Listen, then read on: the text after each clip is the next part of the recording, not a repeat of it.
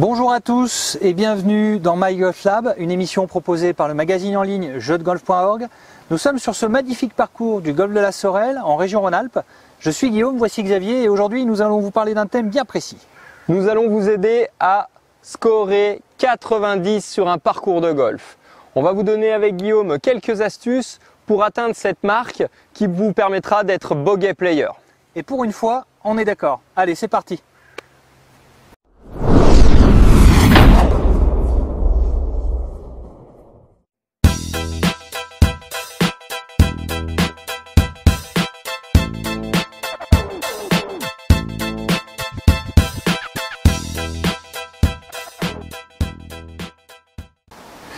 Alors Xavier, t'es bien sympa, mais je veux bien essayer de jouer en dessous de 90, mais si tu m'installes une camisole de force tout de suite pour commencer, je crois que ça va être très compliqué là, ton histoire. Et bien justement Guillaume, c'est grâce à cette camisole, grâce à cet outil pédag, je vais t'aider à scorer mieux ou 90. Donc l'idée, c'est de pouvoir swinger connecté. Donc ici, j'ai utilisé un outil qui s'appelle The Swing Shirt. Ça permet en fait tout simplement, regardez, de connecter les bras au corps. Et je vais te demander Guillaume, de jouer avec cet outil, cette sensation qui va te permettre en fait de n'utiliser que la rotation de ton corps au backswing comme au downswing jusqu'au finish. Donc ici on aura moins de manipulation de main, moins de manipulation de bras. Je vais te demander d'utiliser ton corps pour déposer la balle au centre du fairway. En demi-coup avec l'outil ou en plein coup?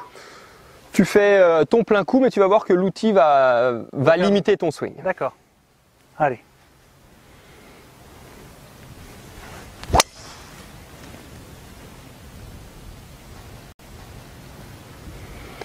Parfait Guillaume. Donc ce qu'on a pu noter, c'est qu'effectivement tu n'es pas allé jusqu'au finish.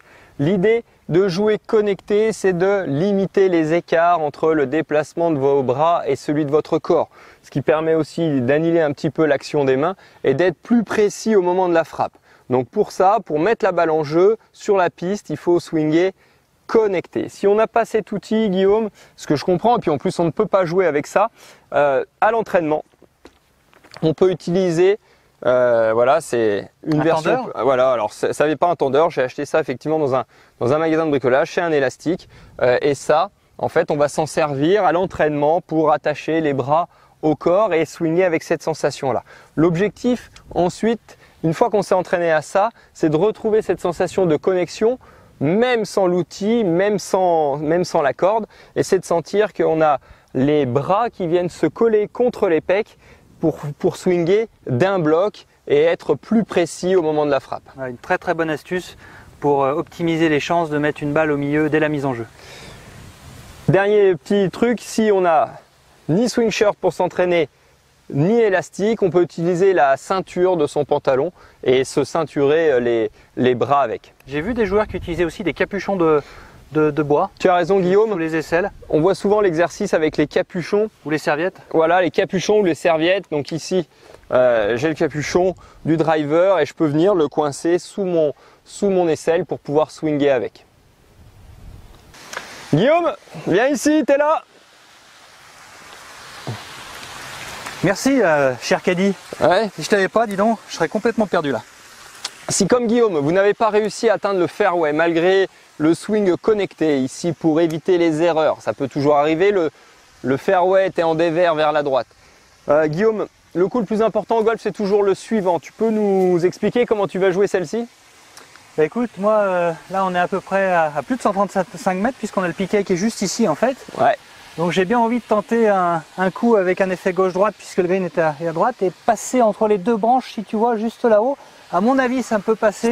Stop, Guillaume. Notre objectif, c'est battre le score de 90. Tout ce que tu m'expliques, c'est sympa, mais si tu rates le moindre paramètre de ça, tu vas faire un mauvais coup. Le plus important au golf, c'est le coup suivant. Ce que je vais te demander, c'est de retourner sur le fairway, gentiment, à une distance. Tu es capable de mettre un coup à 100 mètres? Bien sûr. Bon bah regarde, on est donc à une dizaine de mètres du 35 mètres. Il suffit donc de faire 45 mètres pour être au 100 mètres.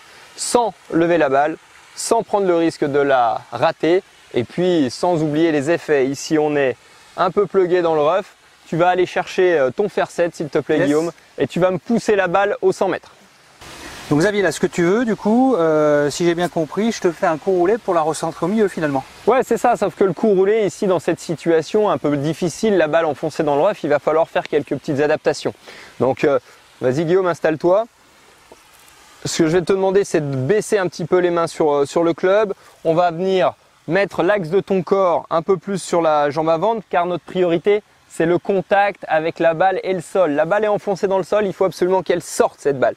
Et puis, je vais te demander de raffermir un petit peu les mains. L'herbe est très épaisse là. Donc ouais, l'herbe est très épaisse. Et de faire un swing relativement court pour puncher cette balle dans le sol et me la pousser sur 45 mètres. Allez. T'es parti ?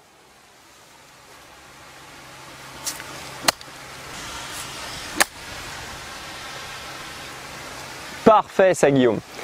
Votre priorité, c'est remettre la balle sur le fairway. Le petit bonus, c'est si vous arrivez en plus à choisir la distance de votre prochain coup. Ici, on avait choisi d'envoyer la balle pour que Guillaume ait 100 mètres sur l'attaque de green. C'est chose faite, c'est la priorité. Je vois trop de joueurs passer d'un rough à l'autre, d'une forêt à la suivante. En tout cas, Xavier, c'est très agréable de ne pas porter son sac. Hein. Ouais, je te remercie Guillaume. Et donc, voilà, comme prévu, Guillaume a pu se recentrer facilement au milieu du fairway. Il reste 90 mètres au drapeau. Je te passe un fer 7, non? Ouais. Alors, qu'est-ce que tu utilises à 90 mètres, Guillaume? Allez, on va faire un plein coup de 52. Allez, 52 degrés. On est parti. Ici, pas de difficulté majeure. Un coup de sandwich standard pour Guillaume, bien sûr. Et on dépose la balle sur le green.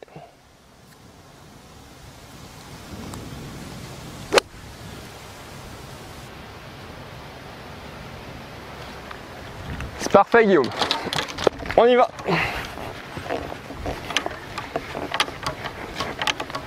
Bah, ta balle, je pose ton sac.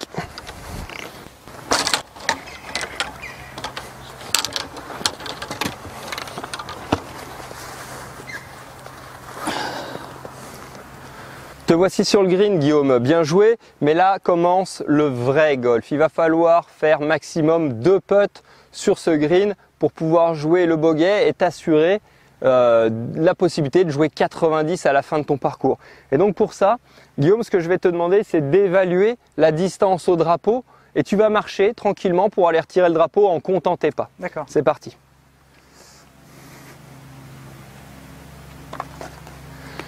Guillaume, tu as compté combien de pas? 7 pas.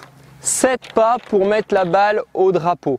Et donc cette distance, dans la même logique que vous savez quel club vous prenez lorsque vous avez 100 mètres à faire, lorsque vous avez 120 mètres, 130 mètres ou 150 mètres, Guillaume, ce que je vais te proposer, c'est avec ton putting, c'est d'avoir des amplitudes régulières entre les pieds pour pouvoir produire des distances régulières.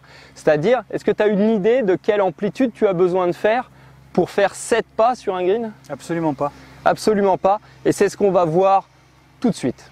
Et donc voilà l'astuce sur le green. Au préalable, avec Guillaume, on s'est préparé à cet exercice, c'est-à-dire à produire des distances, des amplitudes régulières entre les pieds pour produire des distances régulières. Ça, on l'a fait sur un green à plat, sur le putting green. Donc, mets-toi en place, Guillaume. On a déterminé 3 amplitudes où Guillaume déplace son putter jusqu'à l'intérieur de sa chaussure, qui est la première amplitude, l'extérieur de sa chaussure, deuxième amplitude, et un peu plus loin que sa chaussure, qui est la troisième amplitude. Ces amplitudes-là, en utilisant 3 balles sur un green à plat, lui ont donné en résultat 5 de ses pas, 7 de ses pas et 9 de ses pas. Donc on se retrouve ici à nouveau sur un putt qui est certes légèrement en dévers, mais qui est plutôt plat, où on est à 7 pas de la distance du trou. Donc Guillaume sait que son amplitude, elle est bord extérieur de chaussure, putt, pour mettre la balle dedans ou donner. C'est parti Guillaume?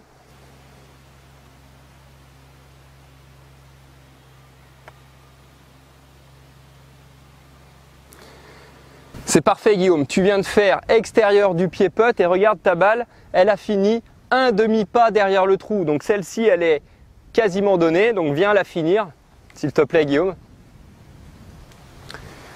Ici, on accompagne la balle jusqu'à mettre la tête de club dans le trou. Voilà, c'est super. Objectif bogey sur ce trou numéro 1 handicap 2, c'est ce qui va vous permettre d'atteindre cette marque de 90. Petit bonus, Guillaume, tu vas te replacer maintenant au putting. Et en plus de connaître l'amplitude pour faire la distance, grâce à ça que tout le monde connaît, cette petite flèche, cette petite marque sur la balle, on va maintenant choisir plus précisément ta ligne de putt. Et comme maintenant on va connaître, on va essayer de choisir la bonne ligne de putt, la bonne amplitude pour faire la bonne distance, Guillaume va la mettre dans le trou.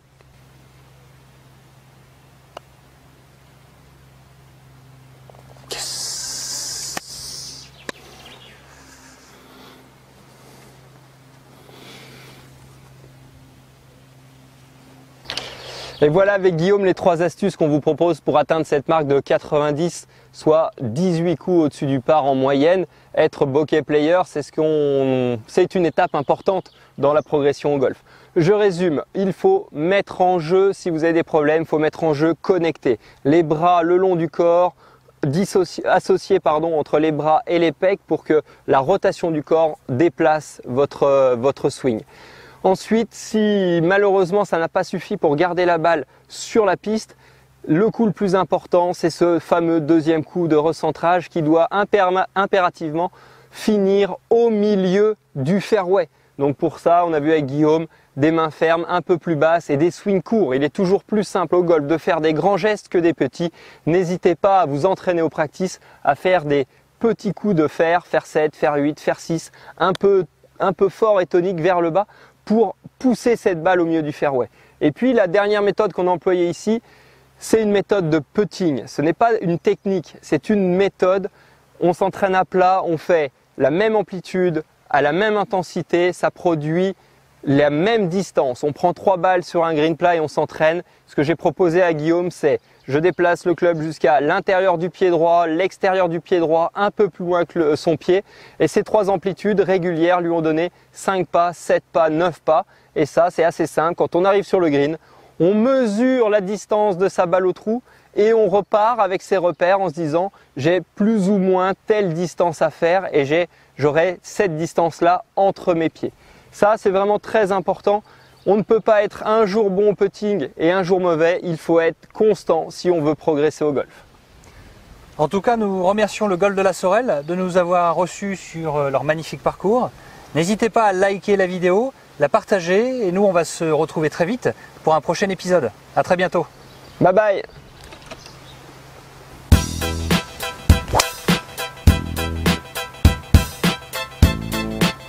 Je t'aligne où là, Xav, regarde. Là-bas. Elle est parfaite, la trajectoire. Elle est parfaite. Elle est parfaite. Ah, c'est très agréable, écoute. Oui. Donc on va décortiquer un parcours. Tu as ta méthode, j'ai la mienne. Ouais, mais la tienne, c'est quoi? Bah, maintenant que tu as tout dit, tu vas être nickel. Tu vas rester un peu sur le côté, puis je t'appellerai. Ouais. Tu sentis vraiment...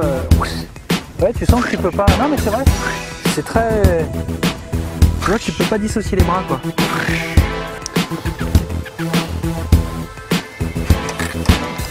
On se retrouve très vite pour un prochain épisode. À très bientôt. Bye bye. Il était bon l'épisode. C'est pas la dernière vidéo? C'est Better Try.